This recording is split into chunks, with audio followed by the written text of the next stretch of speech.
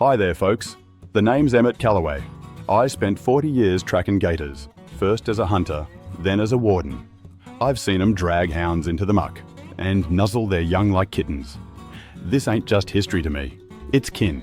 So pull up a chair and let me tell you how the American alligator went from swamp devil to national treasure, right here on Freight and Frontier. In 1843, a Louisiana farmer named Ezekiel LeBlanc woke up to a strange noise outside his cabin. He grabbed his rifle, threw open the door, and froze. There, on his porch, was a 9-foot alligator, calmly eating his prize watermelon. Old Zeke later wrote, "I reckon he liked it sweeter than me." But not all encounters ended so laughably. For every gator that stole a snack, there were dozens that turned pioneers into prey. This is the true story of America's first war against the alligator, and how we nearly fought them to extinction.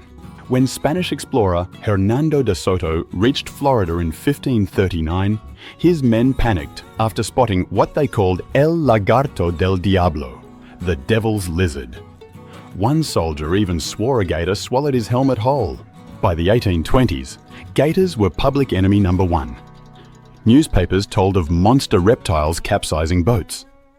In 1822, a Mississippi River captain reported a gator, big as a canoe, that chased his crew for half a mile. They only escaped by tossing it a barrel of salt pork. Turns out, gators hate salt. Frontiersmen got creative. Some tied bells to livestock to scare gators off, until they learned the reptiles loved the sound. It was like dinner chimes. Then came the skin trade. A single gator hide could buy a month's supplies. Hunters like Alligator Joe of Florida bragged of killing 200 gators in a week. By 1890, railroads shipped stacks of hides taller than a man. But the gators fought back. In 1875, a Texas hunter named Jed Harper lost 2 fingers to a gator he'd already shot. His diary reads, "The devil don't die easy." By 1910, the gators were vanishing. A biologist in Louisiana found swamps quiet as a graveyard. But then, a twist. Former hunters became heroes. In 1937, a trapper named Gator Smith turned conservationist, tracking the last gators for protection instead of profit. And it worked.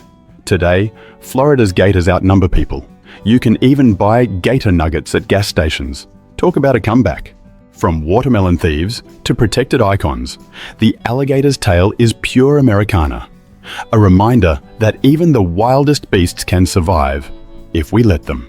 In the summer of 1973, a group of kids in Louisiana found a baby alligator, no bigger than a shoe, stranded in a drained ditch.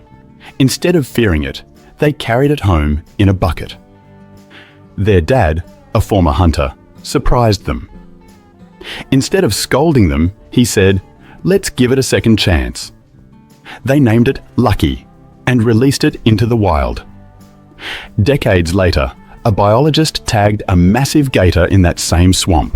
Its scar, a familiar nick on its left shoulder, where a child's tiny hand once held it. That's the real lesson of the alligator's story. Even the fiercest creatures deserve a future. And sometimes the wildest hearts, whether reptile or human, just need a little kindness to thrive. Subscribe for more tales of America's wild past.